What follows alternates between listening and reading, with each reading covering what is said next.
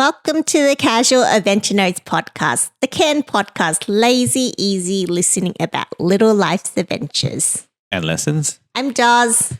And I'm Debbie. Welcome to another week of the podcast. Let's kick things off with our palette cleanser. We'll do another 101 read. I like the one that we just brought, and it's also on top, so I think we can go again. Yeah. All right. 101 things I learned in culinary school. Mm-hmm. You want to pick a number? Let's go number 7. Okay. What was it again? Sorry? 7. Confused myself. So this one is just a quote, and it's from Anthony Bourdain. He's that very famous chef that I've heard about, but What's he famous for? Cooking. But I've heard his name. I think he's like what's his name? Gordon Ramsay always like talks about him a lot. He might be from like a more different older generation, hence why we're not familiar with him versus say Gordon Ramsay, Jamie Oliver. Lost my voice and what's another common chef we know? He's a American. So Wikipedia says Anthony Michael Bourdain was an American celebrity chef, author, and travel documentarian. I think, yeah, he must have been on. Okay, he was on the Food Network and was on like a famous series called A Cook's Tour. Kitchen Confidential. I can't read that. Okay. All right. Well, the quote that he has is a little sketch of him. It's actually pretty cute. Look at it. Like that old school pencil etching. The universe is in order when your station is set up the way you like it. You know where to find everything with your eyes closed. Everything you need during the course of the shift is at the ready at arm's reach. Your defenses are deployed. At the end of the quote? Yeah, that's it. I think that rings so true. And I think it's applicable because I can understand like when he uses the word station, he's referring to like the kitchen, keep your kitchen kind of clean and then it'll be organized. But I think it's so applicable in life because I think like people who find it most difficult to like keep a house clean or their room cleans and there is perceived mess everywhere, I think it's like the mess or the items, it's because they don't have a home. So they don't have a place to go back to that is like consistent.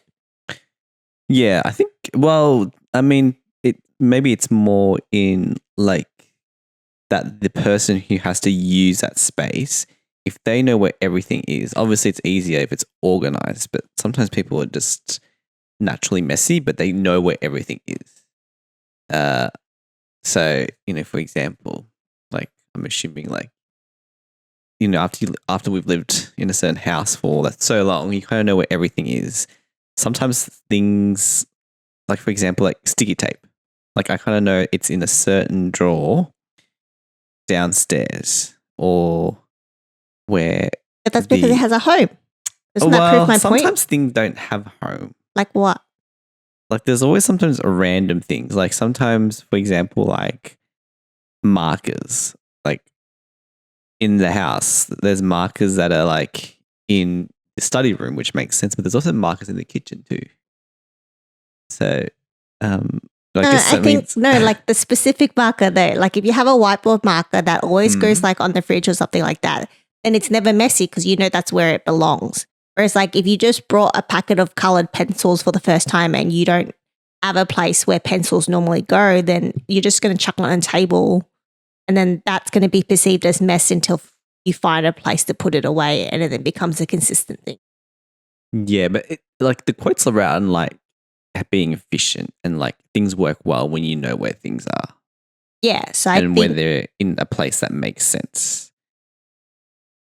Yes, I agree with that as well. So like being like also being optimized, clean. Is that the right word? On top of like not being messy, if you have a well organized space, it also can make you more productive and more efficient. That makes sense. Yeah. I think what I was trying to say before is like, I'm not super organized. I wouldn't consider myself someone that always puts everything away and labels things. And I kind of sometimes, but I sometimes leave things in a certain area where it doesn't belong, but I do it to a point where now I just know it's there. And so in sort of relating to the quote, like if I know I had to wear a specific t-shirt or jumper and I've chucked it on like, the bathtub or some random chair, like I just know it's there.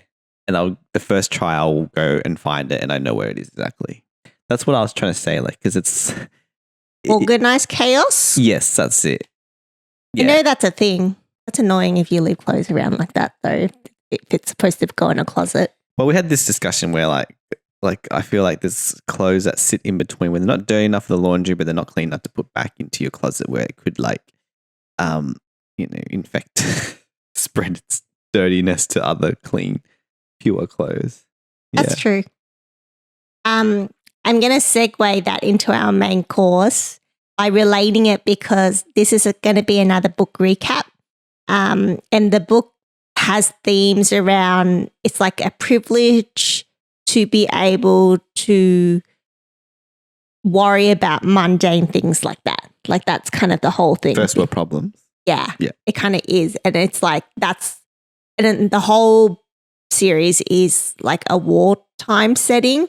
So then the idea is like they're trying to work towards peace, but they're trying to work towards a future where you do have first world problems and you are just worrying about like stupid things. Is that when you say like in wartime, like is that there's like wars going on in the there's book. like not like real wars that have happened and it's based in like the 80s? No. This is fiction. Fiction. Okay. So this is going to be a complete spoiler for anybody who is going to be interested in reading these books. So I encourage you to skip this episode, or if you have any intentions of reading this book, then also skip it. It will contain spoilers. But those who want to just hear about it, I will do my best to do it justice and give a good overview of them all. But I also still encourage you to read the book if you haven't afterwards, because I'll probably leave out a lot of good details.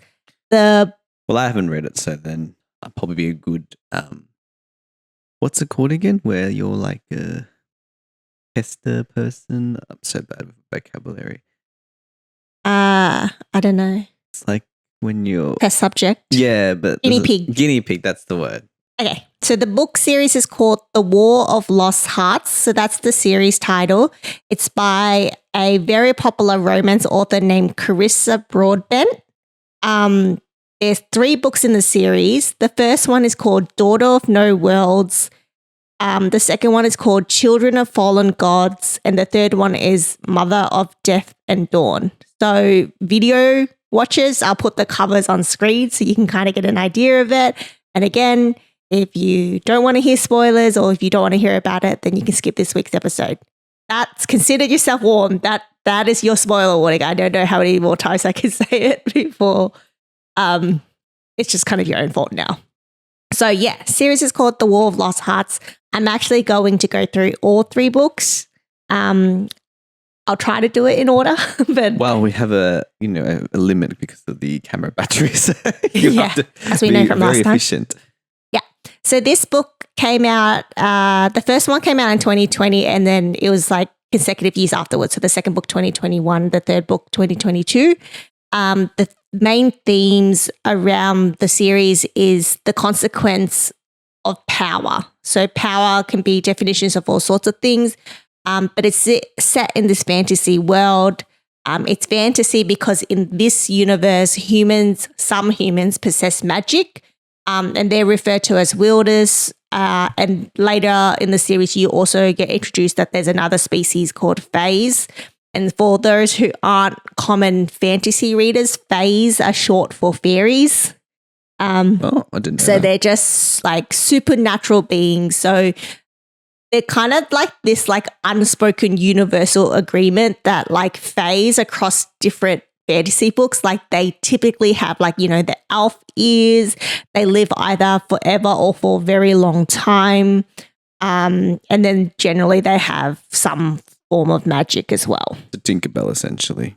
Yeah. Sometimes they have wings, sometimes they don't. But yeah, fantasy. It is a romance, but I would actually say is fantasy first and romance second. But there is dogs barking in the background, so if you can hear that, that's what it is. But hopefully our mics aren't picking that up. I'm not actually 100% sure if it is or not. So the series theme is around power, and it's about the consequences of power and what that how that kind of affects like everyday humans. And then as a result, there's a lot of like morale complexity around a lot of the decisions that a lot of the characters make. And the reason the series is so good is because it's so action-packed and emotionally compelling. So around power, it also will feature sub-themes around like identity and belonging, love, loyalty and sacrifice, healing and redemption, because there's a lot of trauma behind it, and hope and resilience. To set the scene, the main character, her name is Tisaanah. I'm not sure if I'm pronouncing her name right. It is spelled, let me try to spell it out. I think you should just pronounce it how you've read it throughout the whole book, and that's sort of your truth until someone else corrects you. It's quite bad. When I read a book and there's like words I can't read, like say out loud, I might be reading it wrong in my head as well. Like it's like names are fine though. I mumble. I think names are okay because sometimes people just pronounce it slightly differently. It's more like there's actually some common word, but names you got a free pass. Okay, like, well, Tisaanah. Tisaanah. But Tissaanah. But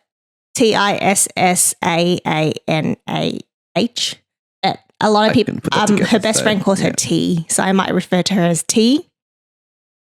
So she's our main character, and it basically opens up with you see that she's a slave. So she's a slave to a bunch of rich people who are like lords and stuff like that. And is she, sorry, a fairy or human? Human. Human.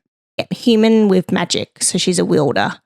And she's a slave, and like we open with her like dancing to like entertain the rich at a party and trying to get tips to make money. So we can see like there's already a division of people of different class, like very clear in this. And the division of class, is it based on money or magic or both?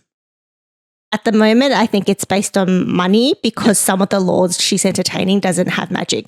And the reason she's a dancer is because her magic, she can produce like butterflies out of nowhere that are made of like whatever element she can control. And like it's just very pretty and entertaining. Yeah. Okay. And the story basically follows her escaping slavery, but then wanting more than that. So she's like a true visionary. So when she escaped, her goal isn't just to save herself, but it's just to like end slavery, to save all her friends. And she just like doesn't believe in a world where like that should exist. Like she's a good human who just wants to like do more for the world. Okay. So she never feels like she can do enough. And it's kind of following her getting stronger to try to like end slavery and end all this for people to be mistreated and stuff like that because of her own experience as well, and her experience of like watching people she loved and care about died. Because you get a flashback later as well. It turns out she was a slave when she was really young, like literally a kid, and she actually used to live in like, in the book they call it country, but in the context that I was reading it, like consider it more like a city. So it's almost like their own city that got taken over by these slavers. So slavers are like people who actually like take over cities and then like turn them all into slaves, like sell them off as slaves, takes over the country for like these rich people. Yeah. And she grew up in one of those cities that got taken over, and her people fought to the last minute. So as she got taken to be sold as a slave, she didn't watch them physically die, but she kind of like, as she rode away, she knew that they were all going to die. So she just felt like there was just so much injustice in the world. Yeah.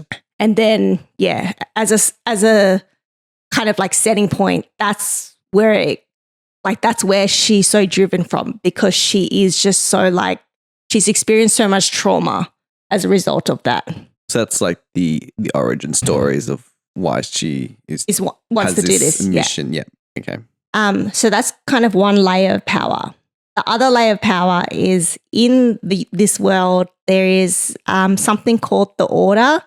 And the Order are like a special organization based in another city called Ara, who are just made of like the top wielders. So wielders are humans who can do magic. And there's two types of wielders in the magic world. They're all humans. One is called the Valten, and they're the Order of Midnight.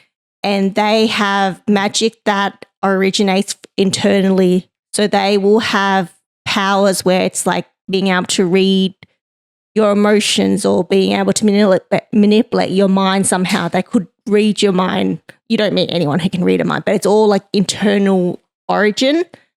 Can heal from the inside if you're like a healer, for example. So it's all internal. And then for whatever reason, these Valtanes are also like almost their own race because they're always like completely white hair, really light skin, light eyes, like just super, super white. I don't know why. It's just like that's how you identify them. And they're rare as well. So if you're Valtane and you look like that, you're rare and you also have magic. And you're like what's the word? Like when you're like, you just stand out. So that's why everyone's like, wow, you're like kind of Valtane. And then the other type of magic people are called Solari, Order of Daybreaks. They're just normal humans looking. So you never know if they actually have magic or not. So they're just normal people. So you probably have dark hair or whatever. You can have blonde hair as well, but they're just like normal humans who can wield magic. But their magic is always external, so they can manipulate the outside of things. So most of the time, think elemental magic. If you're a healer, you could probably heal like your skin and your bones physically, like going back together because it's all external driven. Okay. So this order is like a council of like some of the top magic wielders in the world. And they kind of like rule this city as well. And when they started, they were like they were designed to be like this neutral thing to just help the world, like use magic for good. That was kind of the intention of the Order. Hence the word order, right? Like it's trying to bring order into the world. So this city is separate to the other city where they were slavers. So they in like a country, this one's a country. Or world? Okay. This one's a country because they speak a different language. Okay, but they haven't been enslaved. No. They're still sitting as a free, reigning, non-captured country. Yep. All right. Yeah. So that's in Ara. So the other place where Teely is as a slave, that country is called Therel, Therell. And then one of the nation/city was Nizuranus or something, and that's where she was from. So they speak the same language, but then her city got taken over. Yeah. Because in Thrall or whatever, there's a lot of like lords and stuff like that. So they just like take over cities to then claim more land to be that country. Yeah. Very classic. Like I think that actually happens in real life as well, which is really sad. And I'm sure there's a lot of themes like inspired heavy by that kind of stuff. Real life. So that's kind of another element of like power because in the story what happens is the Order starts off good. So then when T escapes slavery, she wants to cross the country to go to Ara to find the Order to help with her mission. Yeah. But then what she discovers is they're really corrupt now. Like after decades of being open, like they are actually corrupt and they're not always doing the right thing. What are they when you say that, is it like members of the Orders are doing stuff that's like more selfish? Yes. And beneficial for them? Yes. And is it around accumulating like money or power or both? Well, yeah, it depends on the definition of power. So some just want prestigiousness, so they just want like the respect of other powerful leaders around the world. Others just they feel like definitions of justice in their word is different to what someone else is. So, for example, one of the main characters as well that's in the Order named Nura, she plays a lot around like sacrifice. So she's always like sacrificing people and things for the greater good. So she is the type of person who, like in time of war, she might like launch a missile that could kill innocent, but she's like, but as a result, I'm saving like thousands of lives later because I'm ending the war early. Oh, yeah. Like that's one of her, for the greater good stuff yes. approach. Whereas T will be like, no, you're just trying to justify your act. There is a way to save more people. It's actually kind of almost very similar to sort of what happened during, God forbid, talk about it, COVID, around like every country's like approach around, minimizing the spread because every life is important versus like shutting down the economy and having all these job losses and, essentially putting a country into like a recession or depression. And every country had a very different approach. But anyway, so I get your sort of point around how it's sort of linking to real life politics and events. Yeah. And then Ara, so that country with the order, they're still ruled in a way, in a hierarchy where there's a king and a queen, and that's just all by blood. So it's like monarchy. Yeah, monarchy.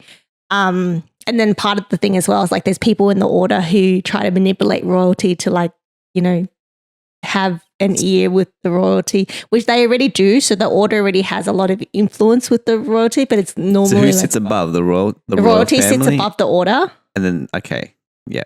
But then that's what happens. Like in the book, it's like over time, there's like certain leaders in the orders that try to like have more power than royalty because they feel like they have more say.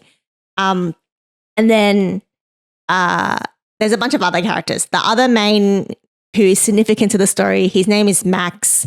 And Max is basically just a grumpy ex-war veteran captain that's quite cynical with a morale superiority complex. And we learn later it's because he also has a very dark past because he fought in like a really massive war in Ara and around the surrounding countries that killed like a bunch of people. And after that war, he was traumatized, and then he ended up just doing nothing until he meets T and he gets inspired to do more and like kind of like help her with her mission of like ending slavery, saving people, trying to minimize repeating history essentially.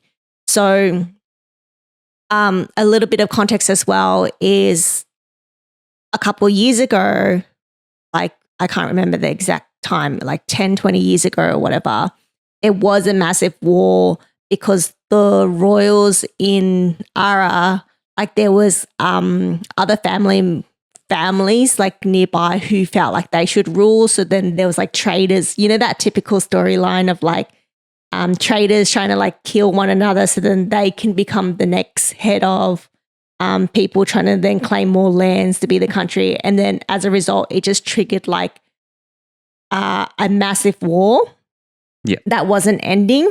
And the order were involved in that war as well on the side of the true blood royal at that point in time to try to end the war.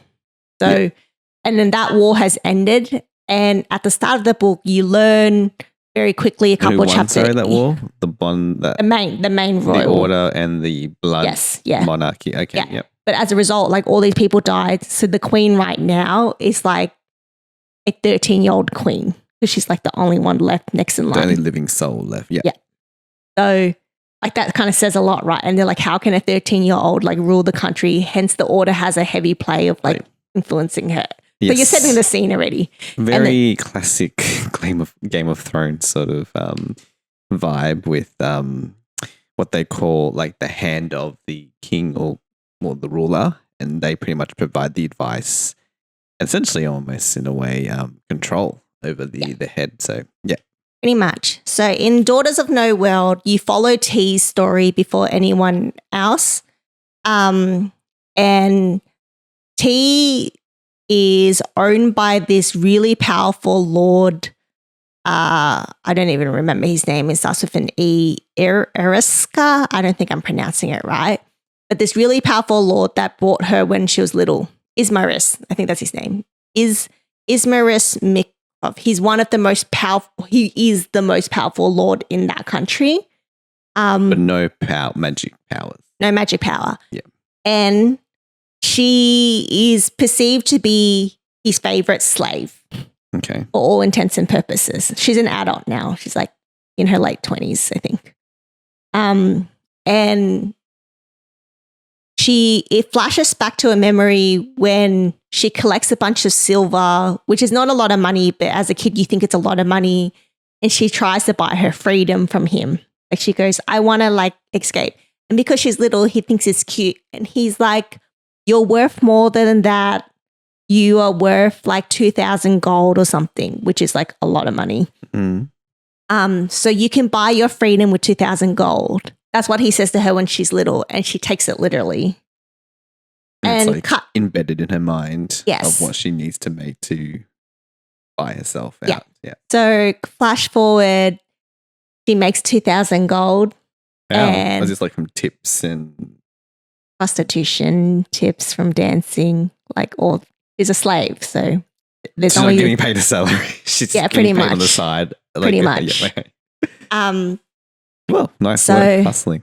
she gets 2,000 gold, and she goes, and she also takes it as a compliment that he thinks that she's worth that much, because she's like, oh, that's how much they pay for a Valerian.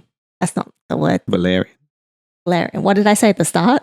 I don't know. I don't think you referred to Valerian yet. The magic people who have internal magic. Beltane. I'm thinking of House of Dragons. Game of Thrones, yeah. I was like, Valaria. I was like, it starts to be. Well, funnily enough, in freaking Games of Thrones and House of Dragon, they are also known for having like white hair. So it's literally like the same but different. Valtanes. Yeah. So they're not like, normally if they get captures as slaves, they're normally bought for about 2,000 gold because they're rare. So she's like, oh my God, like I can't believe he thinks I'm worth 2,000 gold, because she is considered fragmented. She is not pure Valtan. So we learn that she has magic that we assume is kind of like a mix, but mostly internally driven, because we learn that she has the ability to pick up on people's feelings, like just think strong empathy. And then as a result, critical enough to figure out what their wants and needs are, and then catering to those wants and needs. And that's how she survives. That's how she's so successful as whatever she's doing. She also says like that's how she kind of became the favorite, because she is always giving the Lord what he wants. Because she just knows she can pick up what makes him happy, what makes him angry. Yeah. Because she can read his emotions. And but she's fragmented. So she has patchy skin, she has light and dark hair, she has 2 different color eyes. Which in real life would actually be like so cool. But in the book and in that world, like she's considered tainted. But also there are certain characters that are kind of like, oh, you're special, like you're different, and it's kind of interesting. She's not rare, like there are other fragmented people, but something about her, I think it's her ability to read emotions and then cater to people, makes her interesting to a lot of people.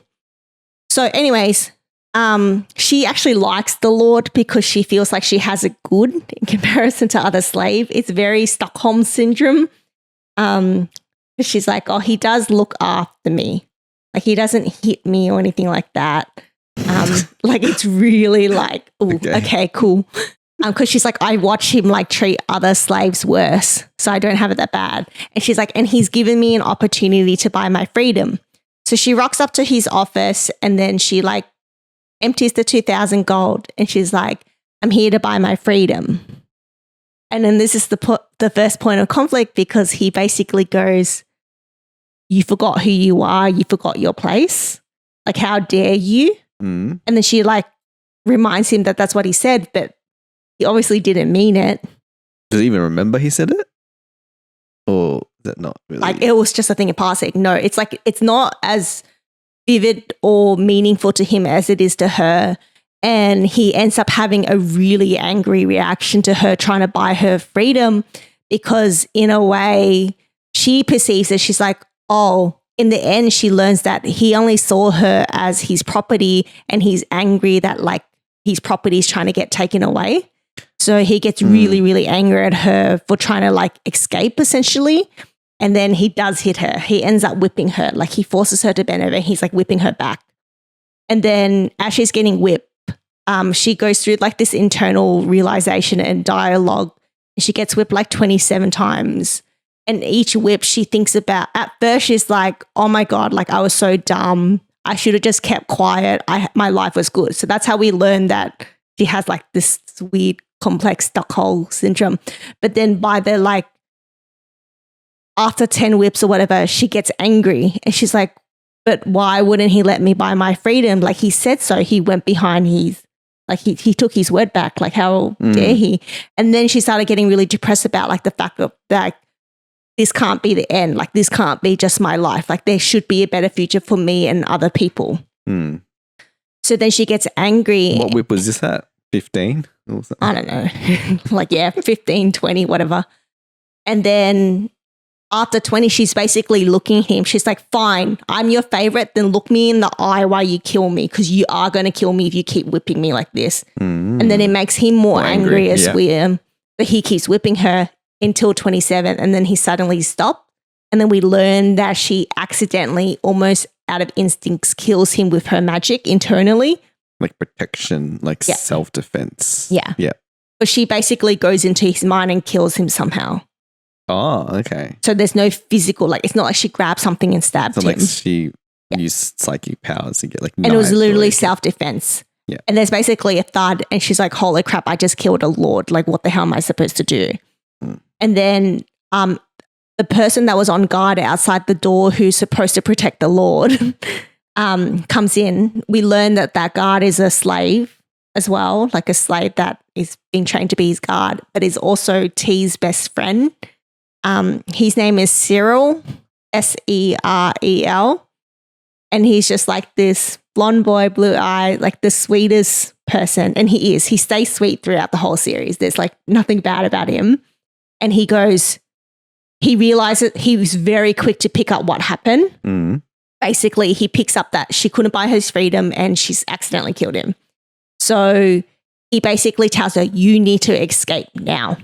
So he puts a sword into the Lord to make it look like it was murder and then helps her escape by just like escorting her out. And then the slaves around the house knows about her trying to buy her freedom and they all think it's a thing. And they're like, wow, like you bought your freedom.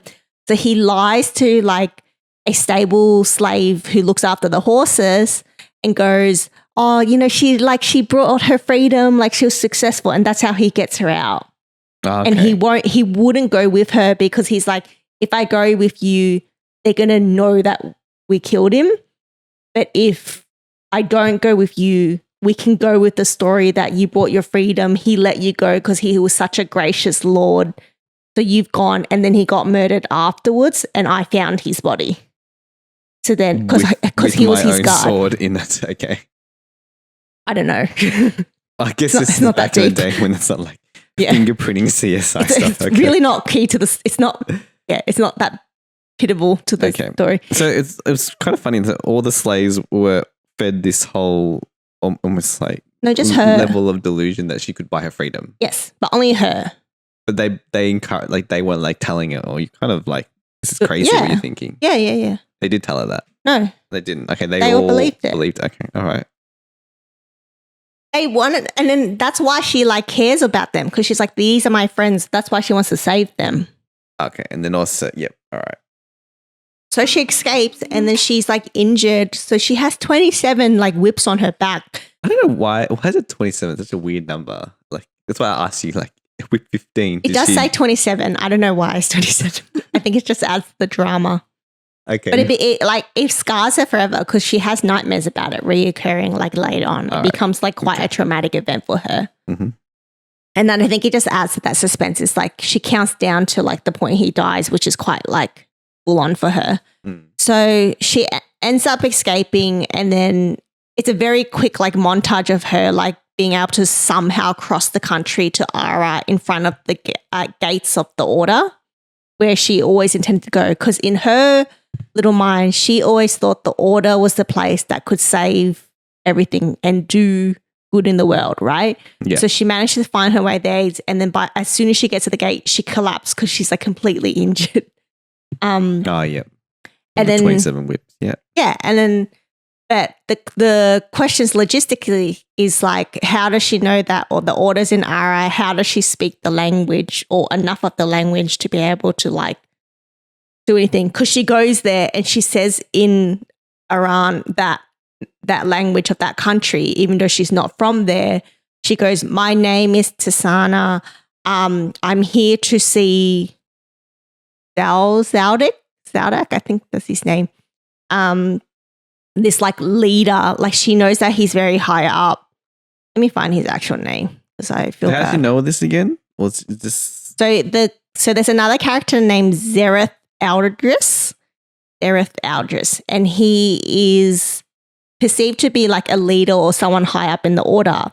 And he used to frequently visit that lord that owned her, and he took a liking to her. So he like gave her like a book once about Ara, the country and the Order. Oh, okay. And she learnt that she's from the Order, and she's learnt how to speak basic Aran through him and through reading the book. Yeah, okay. So she lands at the gate, and then whoever opens the gate, she goes, "My name is Tisaanah. I'm here to see Zereth Aldris." And obviously knowing his name meant something because she collapsed, but she ends up surviving because they save her and heal her. And they look after her and everything like that. And they're like, "Why are you here?" And she's like, "I want to join the Order because I want to like save all my slave friends and end slavery." Yeah. And they're like, "Well," because the thing is, if you have magic, anyone can join the Order. Yeah. Like if that's something you want to do, you just try it out. But traditionally, you're 12 or 13 when you want to try out to join the Order. So you like sign up to join the Order, and when you're 12 or 13, you get a teacher that then trains you up. And then there's like an exam every like 6 months that you can take, and if you pass the exam, you can join the Order. Yeah. You can take the exam as many times as you want. You just have to be good enough, which is why like there's a program that existing Order members can sign up to be a teacher to take on an apprentice. Yeah.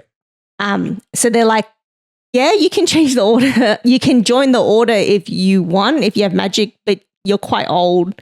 You're like 20 something years old. Most people are 12 or 13. But she's like, "No, but I must. Yeah.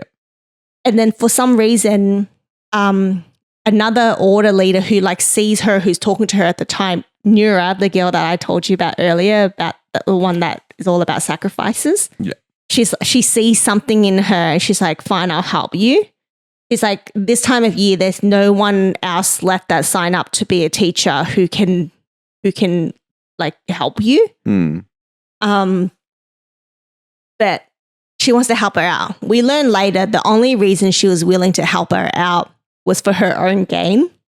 So the first one is we learned that when they were healing her, she was stealing a bit of her blood or something later. What? And then the second thing was she goes, "Oh, but there's one person that could be your teacher." And then we meet Max. So we meet Max, who lives in a secluded piece of land in the country in a little cottage with like a beautiful garden around it. But he's obviously just like living his life in the country. That's the kind of energy. And we meet him and we realize he's this grumpy, cynical young guy who like doesn't want anything to do with the Order. But we learn that he is part of the Order. And we also learned that he was the reason the big war from years ago was won. Like he's known as a war hero. Yeah. And how is he young if he was in the war? Like, wouldn't he be like old at that point? I think he's in his early 30s. Okay. So he must have been, when was this war though? Like Probably like 10 years ago. Okay, all right. So not like 100 years ago. Yeah. No. There's another war that took place 500 years ago, but you only learn that in like the second book when you get introduced to the phase.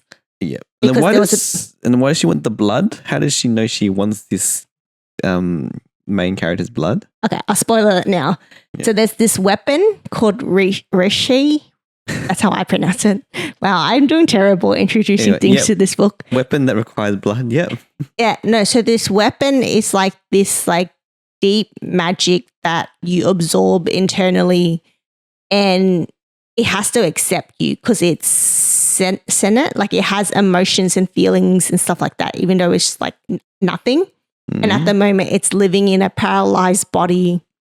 And the way you can absorb the magic is you cut the hand of the body it's in at the moment, you cut your own hand and you like claps your hand together to share blood. And then if she likes, we assume it's a she, if she likes you or it likes you, it like will go to your body and be a part of you as a magic.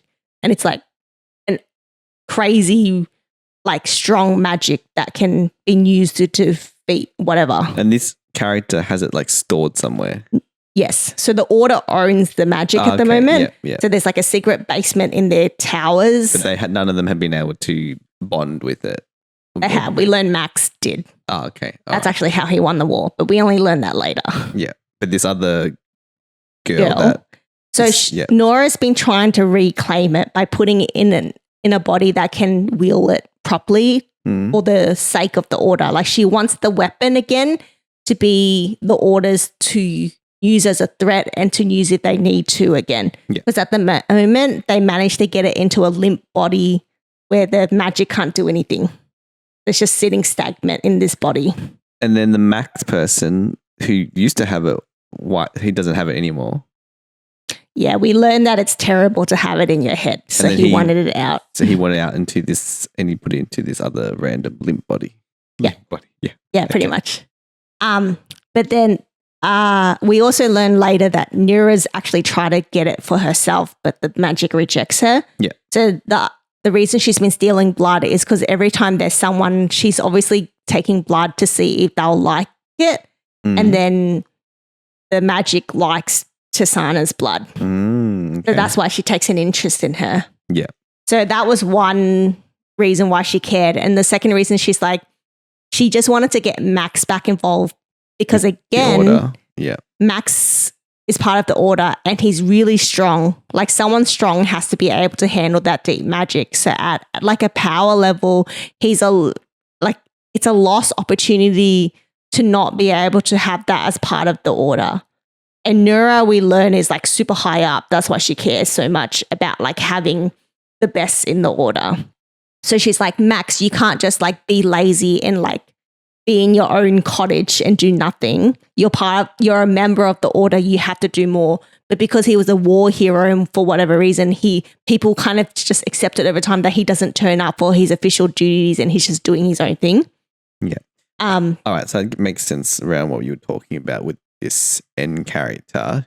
She's doing all this sneaky sus stuff, but it's for the greater good of the Order and the country. Yeah. She wants to remain to be a council that people look at to fear. To fear and rely on. Respect. Like in her head, she's like, I want people to be able to rely on us to do our job. If there's something that happens like a war. Yeah. Yeah. And she already knows that a war is coming, brewing. Okay. That's also why like there's a sense of urgency for her. Yeah.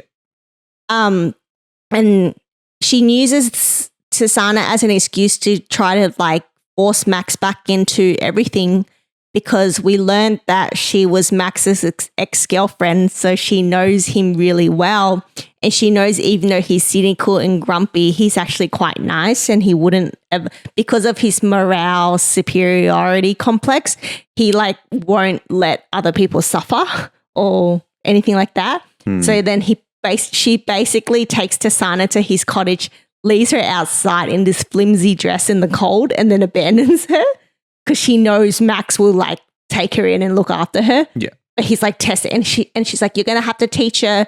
She's trying to join the Order and there's no other teacher left. So you have to teach her. And he's like, I refuse. And then he ignores her. Just leaves at the front of the house. Leaves at the house. Unconscious with whips. Okay. She's not unconscious. She's been healed mostly. Yeah.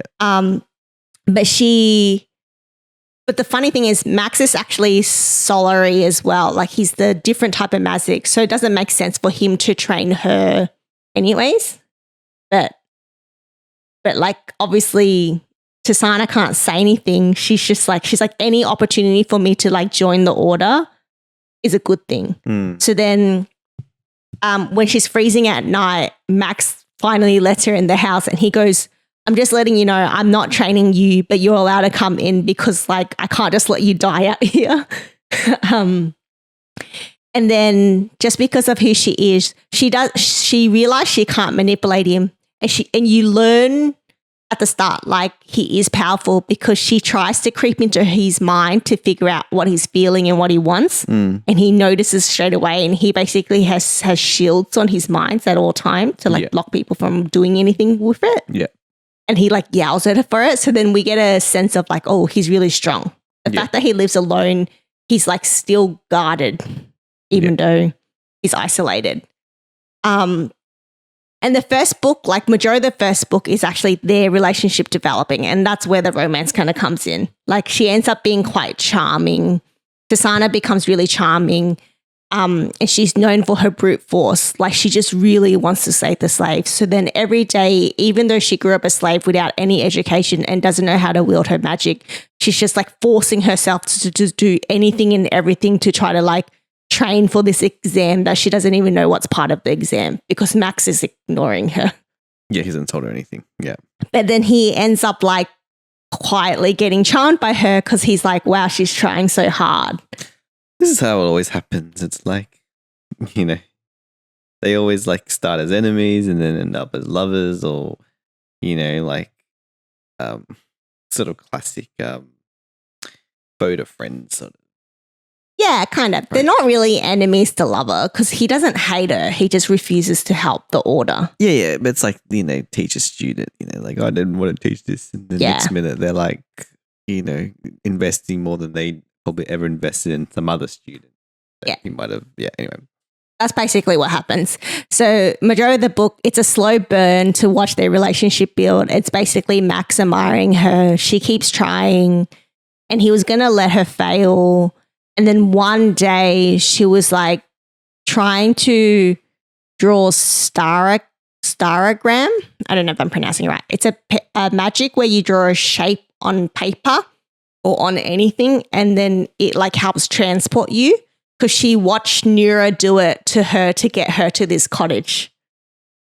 It's like a transport thing. So she was like trying to mimic it, but she's like, I can't trigger anything by drawing these shapes. I like copied it exactly, but it's still not working. Mm-hmm.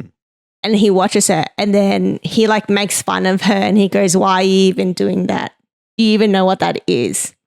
And then she's so frustrated at this point because it's been like a month. And she's like, why do you hate me? Why are you even talking to me? But she's just so frustrated because she hasn't really made any progress. Because no one's teaching her. Yeah. And then he goes, oh, I don't hate you. I just don't like the order. And he's like, I don't think you should join the order anyways. They're not as good as you think. Mm. And then we finally get like that first conversation that they finally get to know each other, where she's like, it might not be your life, but it's my life, so it matters to me. And then she's like, do you know that I escaped slavery for this? And do you even know why I want to join the order? And then he learns that she wants to join the order to save her friends and to end slavery. And he's like, and he was basically just like moved by that. Mm. And he's like, what if they don't help? And then she's like she doesn't take that as an answer. Like she's like, no, like they have to because I will make them. Kind of thing. And he really ends up like respecting her brute force. And then he's like, fine, if you want to do this, let's do it for real. And then from the next day, he is willing to train her, and he does. So even though they do different magic, he knows he's so talented that he knows the fundamental of magic and combat in general to be able to train her. And then we like fast forward a couple chapters and she like learns her how to wield her magic quite well because of him. Mm. And then we also meet like other side characters along the way. We realize that even though he's isolated, there's always this one boy that always visits him, who's his best friend named Samarin.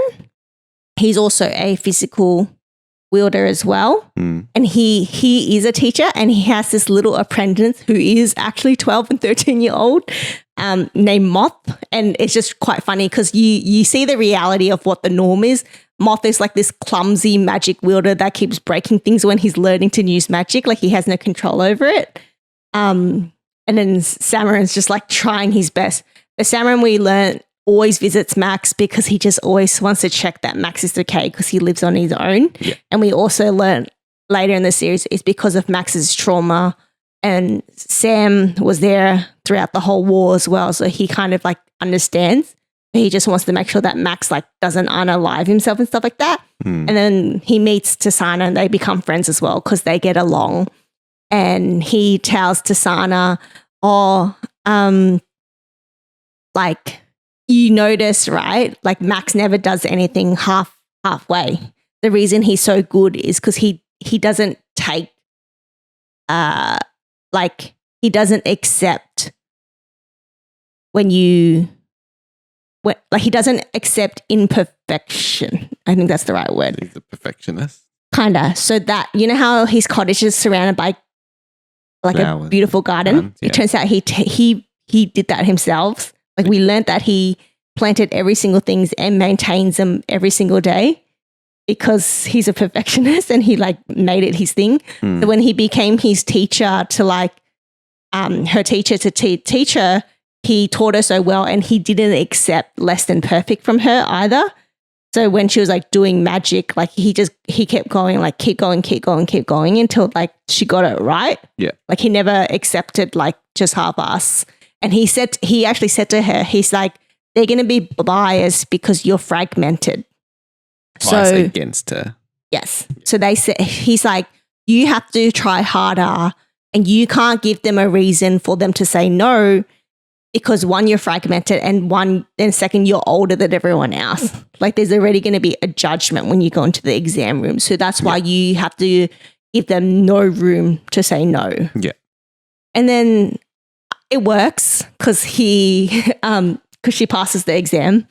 That's kind of the spoiler. It's kind of anticlimactic, but it's really funny because you just get a sense of their personality.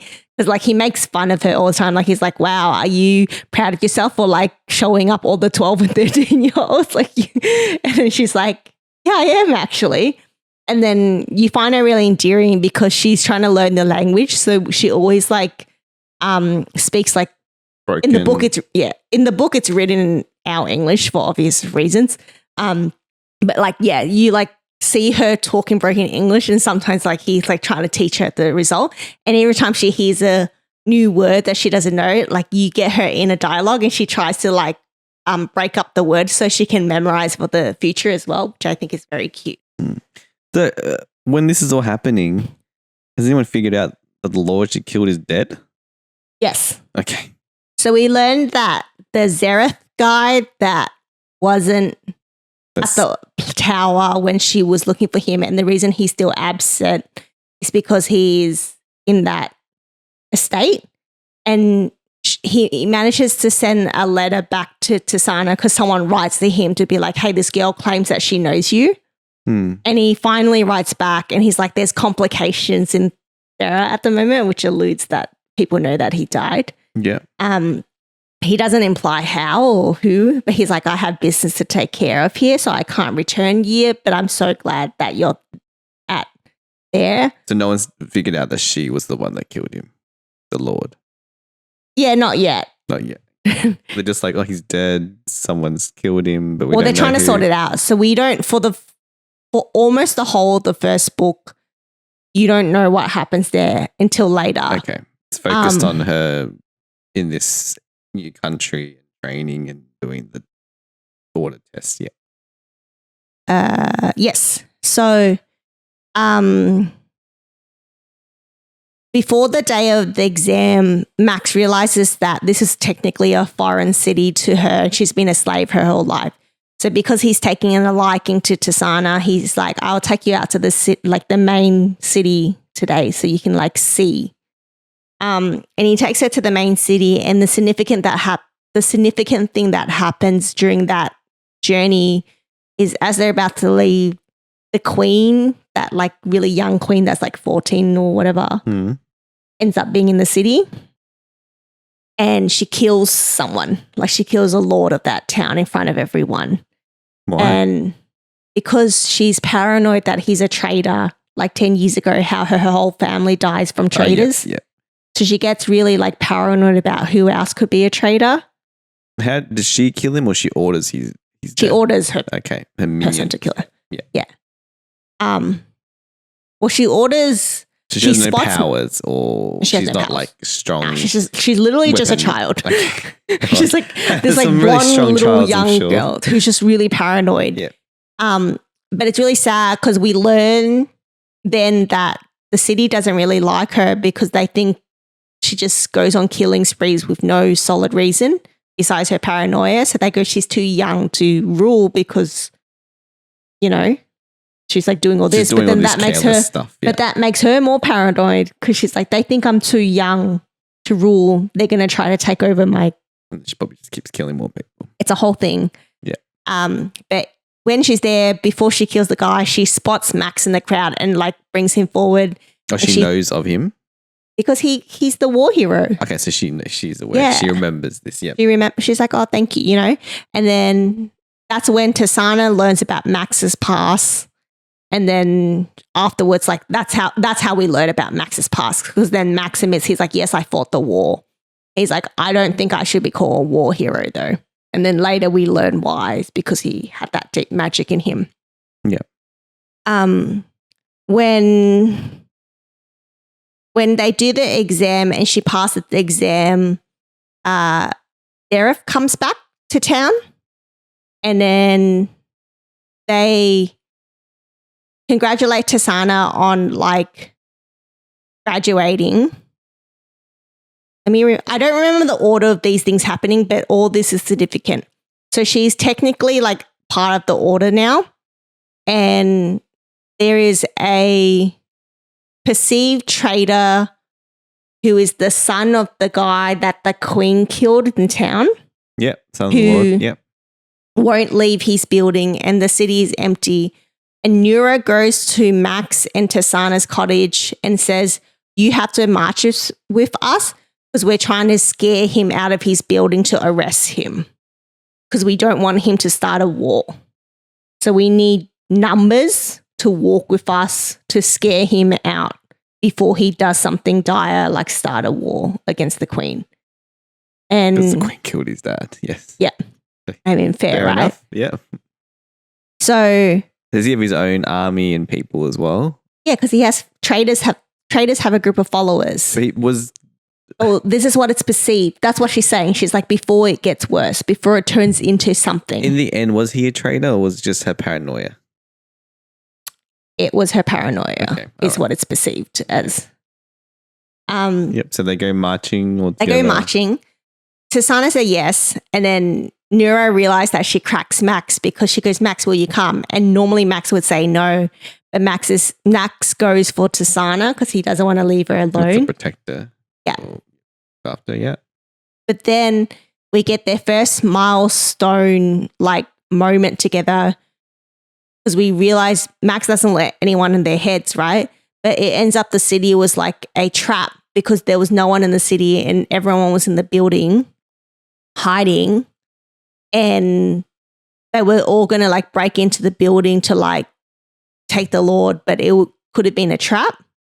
So Tisaanah figures this out that there's people in the building because she uses her mind magic to figure out that there's a presence there. Mm. And then at the gate, sorry, there is a mini war that breaks out on the street. And then Max and Tisaanah manage to like get to the front of the building. Yeah. And Tisaanah and Max, like Tisaanah goes, I don't have any like aggressive magic to like Fight. him from here, like from outside the gate to like open the gate and whatever. And then it ends up Max lets her in his mind to show him where the board is, and then So he can sends do it. fire because he can control fire. Yeah. So he sends flame out to like set fire to that room without set fire to the building, which allows them to like break into the building. And then we learn Nura's power who's a Valtane as well. So she has inner magic, and turns out she can trigger people's worst nightmare, and it feels like real life. Mm. And then they normally go bad and die if she uses to the extreme. So when they break into that room, it's Max and Tisaanah first, and then Nura joins, plus some other people. And even though she's directing her nightmare magic at the perceived son's traitor to like end him and end this thing, Tisaanah gets and Max get like the aftershock of it. So they get a little bit. And Max is mostly protected from it, but Tisaanah isn't. So that's when you realize like she still has nightmares of getting whipped and stuff like that. But then because she's connected to Max's mind at the moment, because he let her in to find them, she gets a glimpse of his nightmare, and she sees this young girl with black hair staring at him. And that's it. It's just like really eerie. But because he's strong, like he shuts her out and shuts the whole thing out. Yeah. She's got a tiny snippet. Yeah. Then assumably at some point she asks him about it. No, she doesn't ask him. Or she asks him, but he doesn't tell her. But she finds out later anyways. Yeah. And then because of how Tisaanah proved herself during the march that turned into a fight, she gets invited the next day by Xerath back to the Order for a special thing. Like he's like, I want to meet you by yourself. Like we want to test you before this final thing. And then she gets this letter, and it's basically saying, hey, show up tomorrow. And then she shows Max, and Max realizes from that letter, from the wording of those letters, that they basically want her to wield that dark magic. Oh, because people probably got the same letter back then. Probably similar wording. Yeah.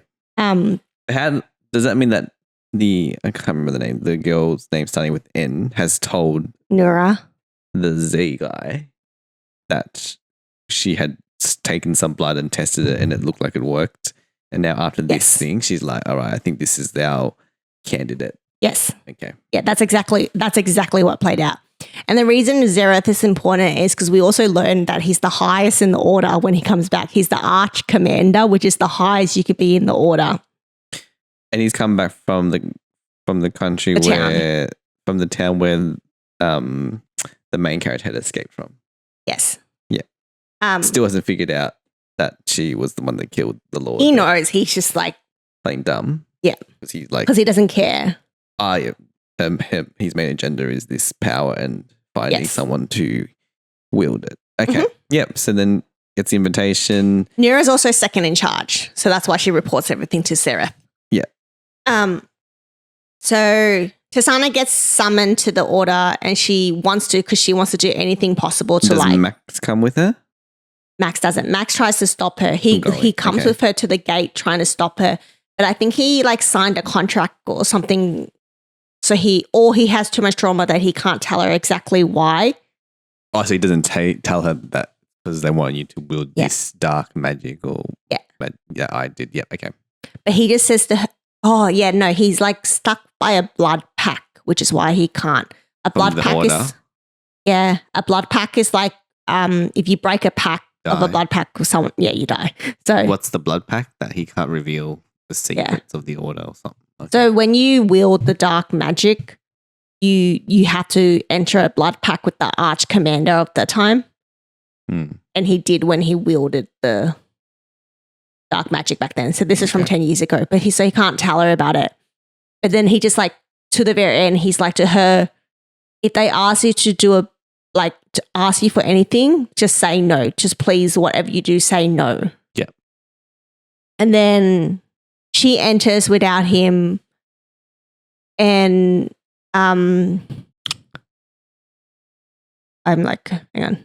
She enters. Okay, sorry. She enters Sarah's office, and they tell her about this dark magic, deep magic, not dark magic, deep magic. Yeah. And they're like, we want you to wield it. We think you can wield it. And then we want you to belong. Like, we want you to be then a weapon that belongs to the Order. And then hence the blood pack conversation happened. Yes. Yeah. And then she thinks about Max, and she's about to say no.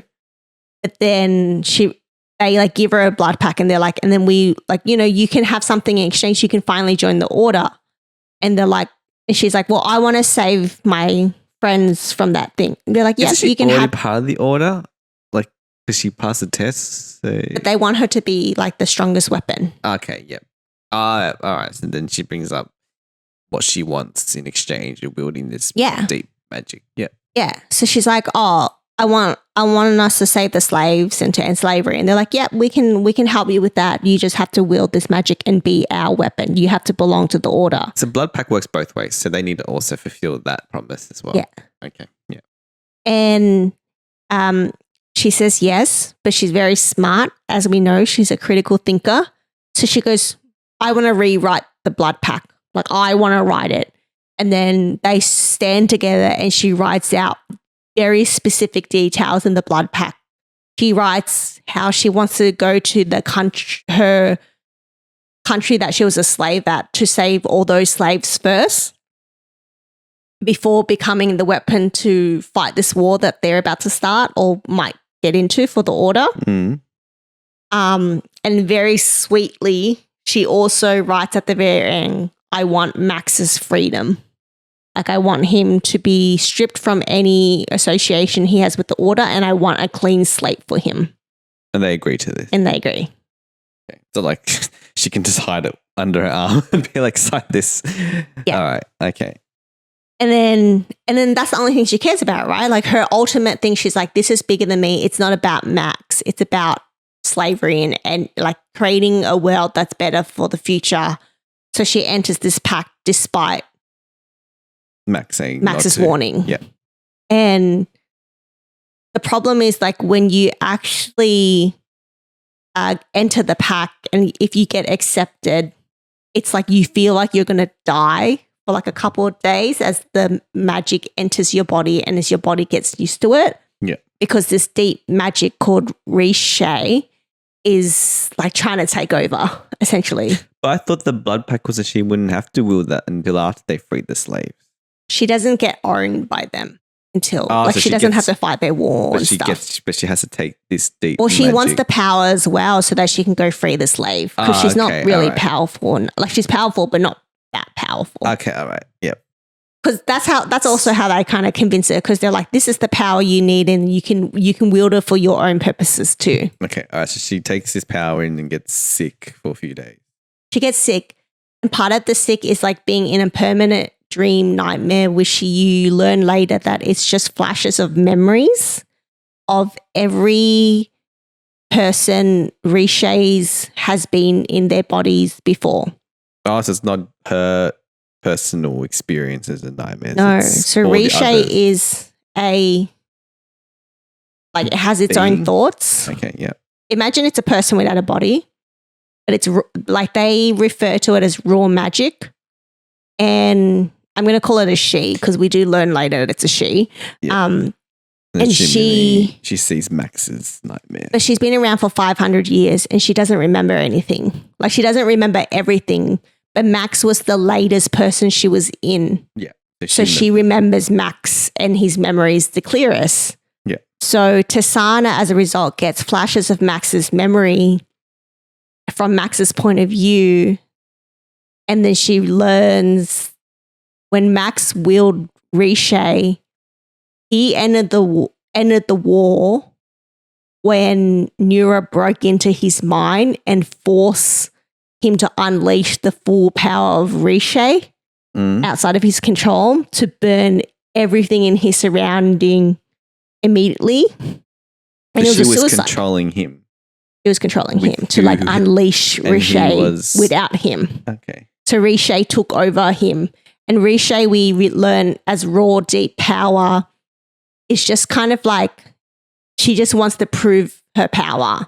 Like, she wants to show and think, because she doesn't have like morality, because she's just like this raw magic. Like, she's not a human. So she doesn't understand the consequences of dying and stuff like that, on killing. Yeah.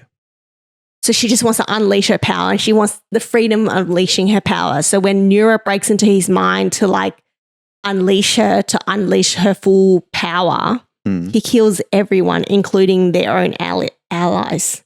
Yeah. she should have died as well. We also learned that she was just lucky not to die because she's like barely alive when Max claims himself again and realizes what's happened. And he just manages to carry her back to the order and like heal her in time. But we realize that she actually has burnt all over her body, like burn scars. The Nisha. Nora. Yeah, because she's always in like long sleeve pants and stuff like that. So you don't see it.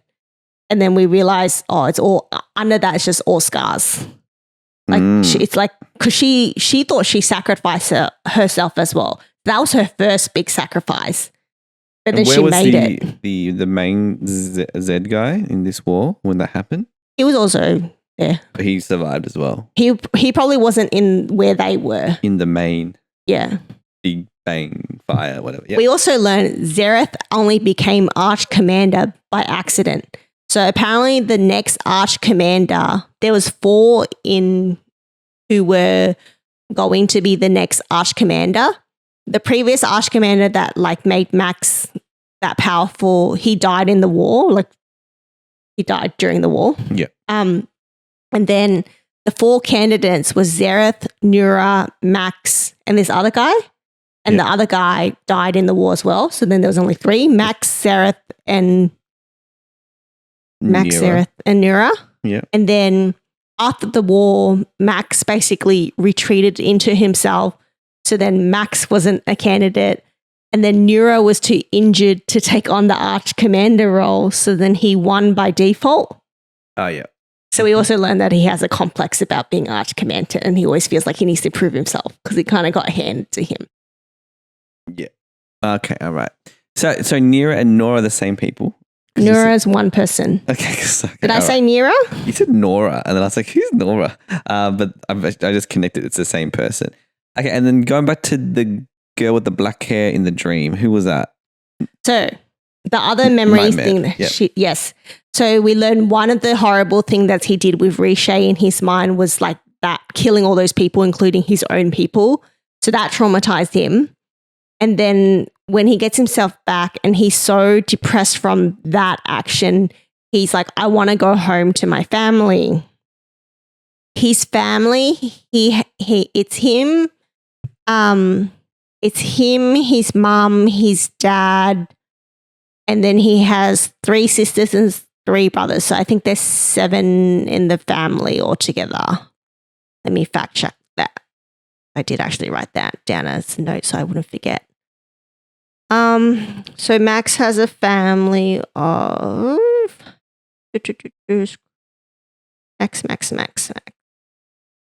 Max has 1, 2, 3, 4, 5, 6. Yeah, so 6, 3 brothers, 3 sisters, and himself equals 7.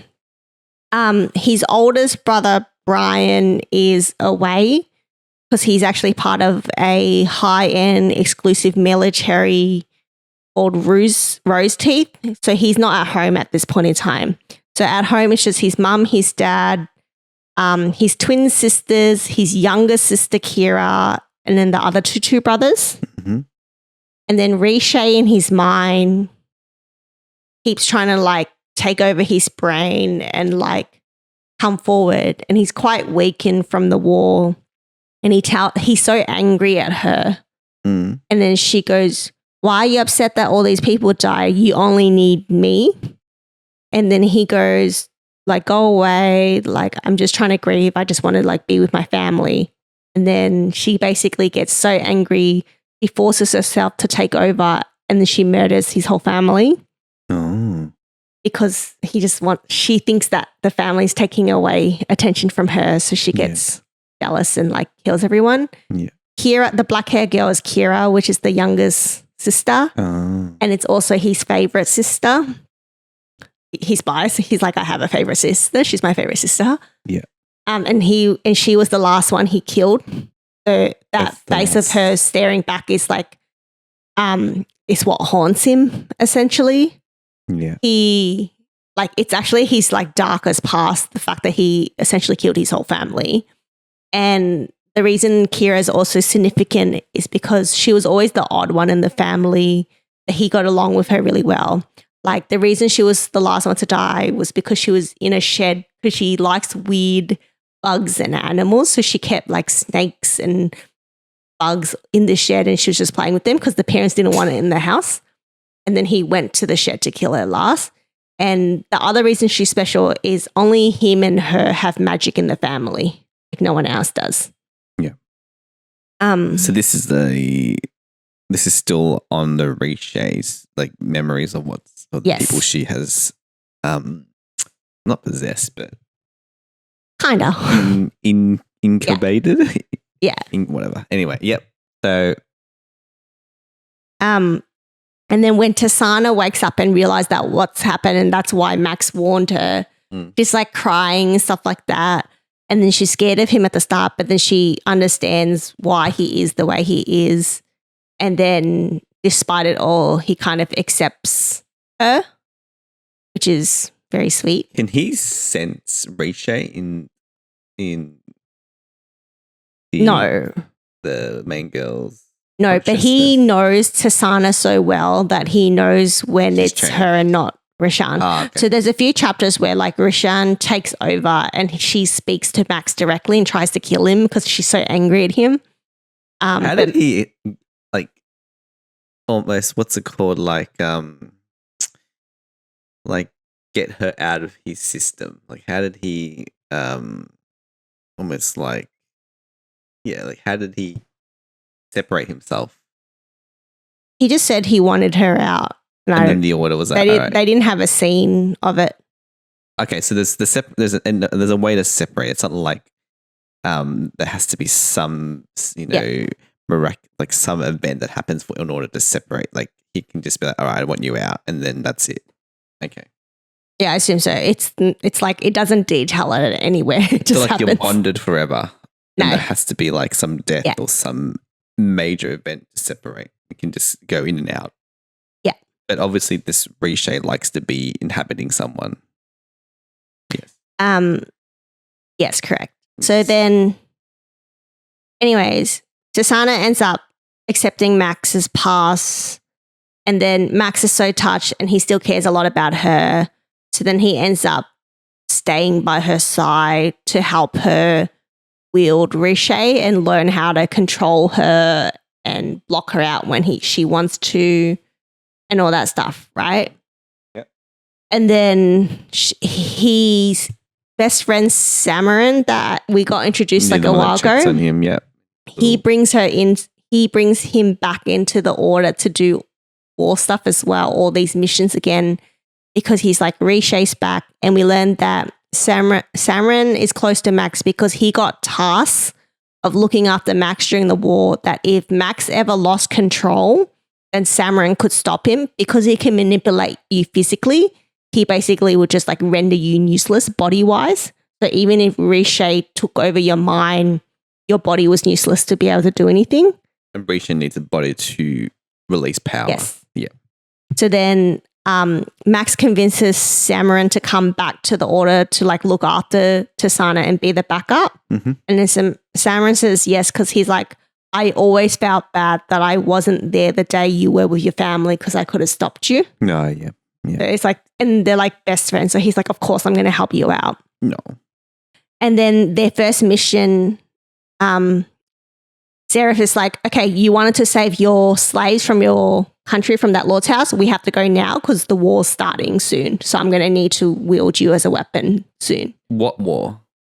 Yeah, that's what she was like, what? And he's like, there's traitors that are going to start the war. Like the march that we did earlier was just the beginning. So there are actually traitors in the country against Allegedly. the monarchy. Okay. Yeah. And there is. It's basically like the cousin or the uncle of the queen. The cousin. Oh, okay. You know what I mean? Like a lesser, fewer bloodline. Fifth in line of the throne. And so he's like, okay, so we have to fulfill the first part of the block pack. So we're going to go to Thera now. But he only gives her 7 people. So he's like, you only need 7 people for this mission. I can't spare resources for it because it's this is only the first part of it. But we will come back and do more good later. Mm.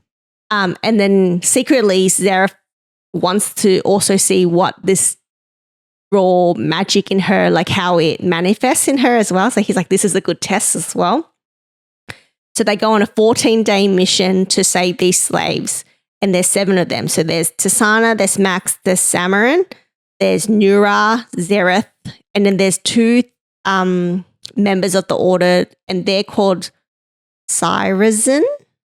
And Syrazins are wielders as part of the order that if they perceive a certain level of magic where they demonstrate that they can wield deep magic, so similar to Riche, but it's a different way of accepting it. And the way they accept it is they have to cut out their eyes so that their senses are more sensitive. In other areas. Yeah. Yep. So we learned that Syrazins are special order members with no eyes that are kind of just better magic people than everyone else. They're a little bit stronger. They're a little bit more quicker. They have a little bit more stamina, but they can see somehow without eyes. It's very interesting, but like all you really need to know context wise in their books is they're just like more powerful wielders. Yeah. And so there's two of them that's with them as well. Mm-hmm. And they managed to get to the town, and their first fight is as they make their way to that lord's house to free the slave. And she says her priority is to save that best friend that saved her at the start. That's her whole priority. She's like, if we can save him, that's all I want. Okay. Don't bother with the other slave. Or no, she goes, we'll come back for the others, but the priority, if I only have 14 days here, he's my priority. Yeah. But then on the way to the house, they bump into slavers who are about to take over another town and group of people. Yeah. To like capture them and then sell them as slaves. Mm. And like T cares about this stuff, so she's like, I can't not do anything. Can't just like turn a blind eye. Yeah. She helps. So they help. So the 7 of them attack these slavers, and they get into a middle battle. And then she unleashes Riche for the first time. And we learned that the way the power manifests in her is when she touches someone with that power, their body literally rots and decays into nothing. Like instantly. Instantly. Okay. So the book describes it as like just blackness replaced by blackness. Oh, so Riche, her magic changes depending on who she's inhabiting. When she was in Max, his flames just got like crazy strong. Yeah. Like he can still produce flame now, but with her, it's like just a crazy level. Yeah. So Tisaanah can't do rotting without her though. Okay. Yeah. All right. So then they figure out, and then she rots all the slavers. Yeah. It should be these slavers, I'm assuming, don't have any magic. They're just sort of normal people with swords. They're just normal people. They're on a rescue mission as well. Okay. And so, wouldn't take that long to defeat them all then if you've got a whole bunch of magical beings. Anyway, yep. So they succeed. They save all the slaves except one. One dies when like the building collapses or something like that, and they manage to kill all the slavers. Mm. And then they make their way to the house. And then they're like, how are we going to break into the house? And then conveniently, Dareth like, oh, I actually just got an invite to a party there. So you can pretend you're guests of mine or my proxy to go to the party and break in. Well, that's the other thing. So, because he had what's his name? Zareth? He had a relationship with this lord and the family, but secretly, like, that's less of importance than having this Riche power utilized in his capacity. Yeah. Okay. Yeah. All right. And then at this point, I'm assuming the Lord's son or whatever or it's heir is taken over. Correct. Yeah. All right. And then he's like, oh, here, you can take this party invite. He's like, but because of my politics with the house, I can't come with you. Yeah, because then they'll like start up. Yep. He's like, I'm going to go home early. Bye. Why did he come along to begin with? He would have known that he wanted to witness her using her power. Because I was like, he knows they're going to be in conflict with the family that he has ties with. All right. All right, it's like, I'm just coming just to look at this, and then, but then that means that how would he have known she might have only been able to wield her power when she was directly fighting with that family, and he would have been in the presence.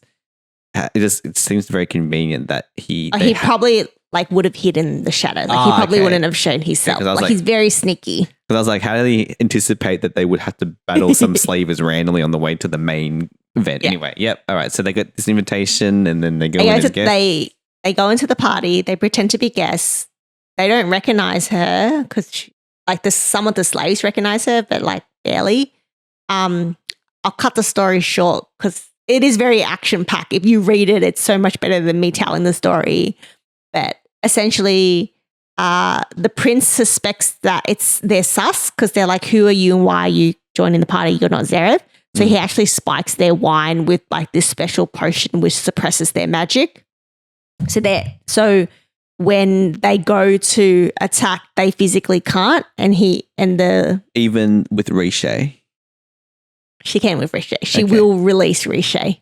So we realize those with deeper magic can do stuff. So the two eyeless things, they're not as strong as they normally are, but they have a bit of power. So they manage to kind of do things. Tisaanah managed, even though she gets pulled out of the room by that guy, and he's like, you killed my dad. I know you killed my dad. She's like, well, I'm going to kill you now too. And then she releases Riche. Yeah. Max doesn't know that Tisaanah can't, like he wasn't sure if she would have been able to successfully release Riche to defeat that guy. He's like, well, we've got this. So she's like he's panicked because he's trying to, like he wants to save her. So it's all this chaos, like they're physically combat fighting to like free the slaves, kill anyone who's evil, and to break out of the building all at the same time. And then he's trying to find her. And so at this point, their disguise has been unveiled and they're all fighting. Okay. All right. And all these guards are fighting. But there's only like six of the good guys there. Yeah. And where is the slaver guard that she was trying to save? Is he there? He's there. He's alive still. He's alive. Okay. He's kind of just there though. He's they do end up saving him. Participating. Yeah. Well, he's not. He doesn't know. He doesn't like see them straight away. Like he doesn't know what to do yet. Like he doesn't know what the plan is. Yeah. He recognizes her. But what happens is in Max's panic, he also has secret magic that no one knows about. Turns out when Riche left him, she's like, you can't part with me. I'm going to like be part of you forever. She leaves a bit of So she gives him this deep magic that he can unrelease. He has a like very subtle second eyelid that if he opens it, it unleashes his power, which turns him into a fire snake. That just like crazy power. Yeah. So he releases that so that he has magic to find her, to defeat her. And then that's how they like defeat her. Defeat like bad guys. And he can control this.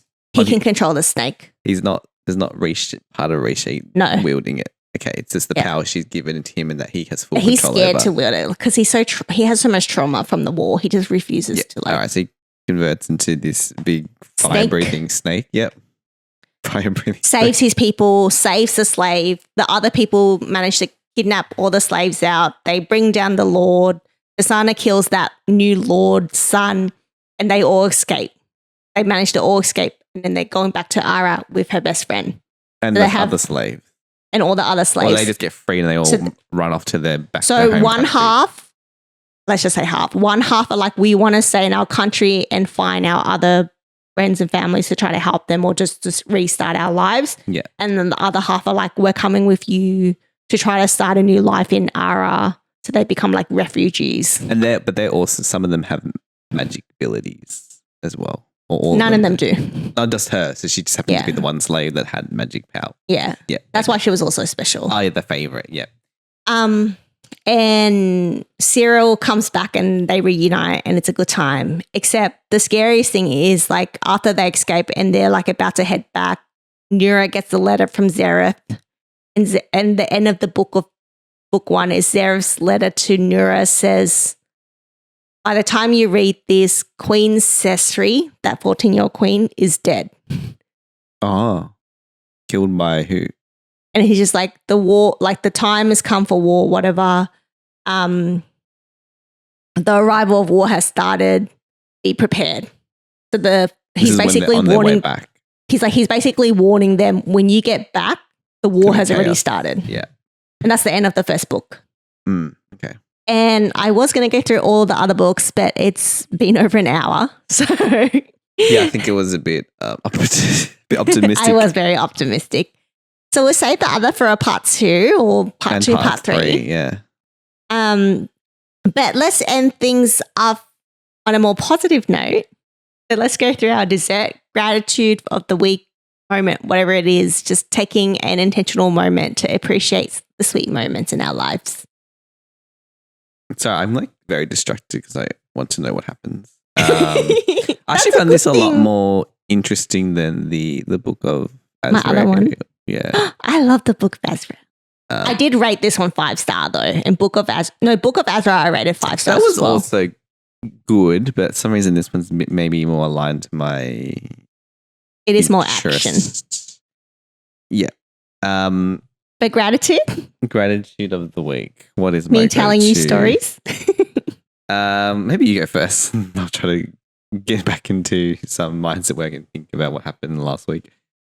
My recent gratitude, something that I'm very thankful for. Hello. The battery ran out. Second episode in a row where we had technical difficulties, but whatever. We're doing our gratitude of the week, and I was just quickly doing mine. So mine was, I like pre-packaged sauces. I think the quality of pre-packaged marinades and stuff like that have really like grown over the years.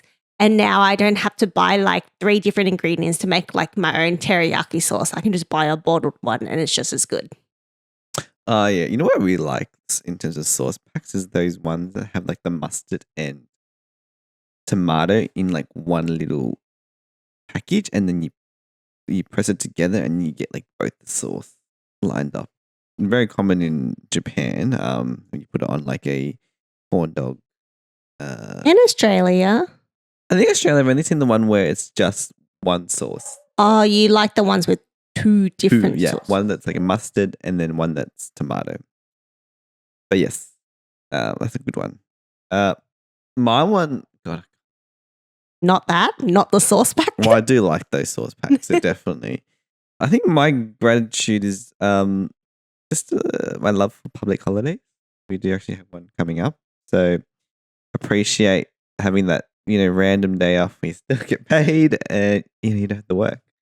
So yeah, keep them coming. Love it. And then last but not least, meal prep. So goals or things we're looking forward to in the near or long-term future.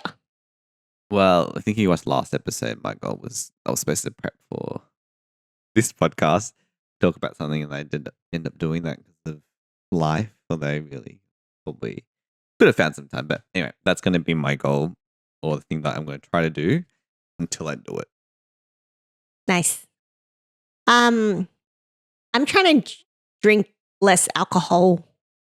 I don't think I have a problem because I can stop whenever I want. And I think that is the first sign. I think the first sign is if you have trouble stopping, I think that's like a problem. But I kind of just want to do it to save money because I realize alcohol is really expensive. I'm just like, I was working out like division of like how much you spend on that when you go out, and it's just significant. And sometimes the gains aren't worth it. So gains? What do you mean by gains? Gains, advantages. What? But alcohol doesn't have any advantage. Well, It's some just, people.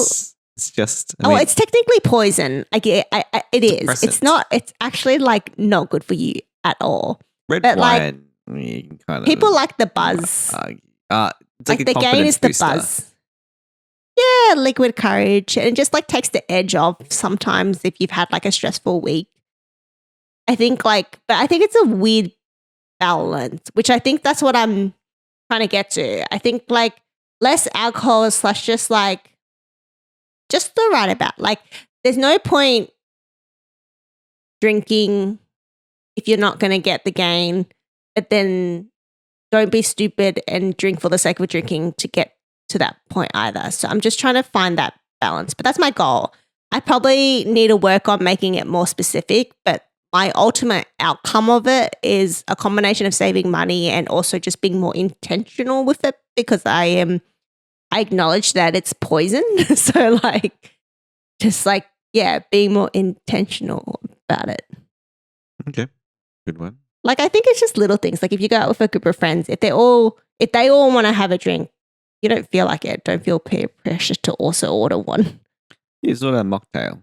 And there's also a lot of more alcohol-free, zero, whatever, options available now versus 5-10 years ago. So it's Let's very make it much easier. Yeah, it makes it much easier to still enjoy within a group of drinking. But at the same time, like if you offered me like chocolate bar or a glass of or a beer, I'd probably take the chocolate bar.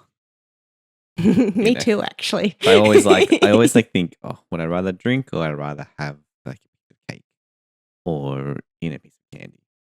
I would always choose. Which is another sort of bad thing as well, because that's not exactly, most sweets aren't exactly well, I don't think anything that's lolly, candy, sugar is really good for you. Yeah.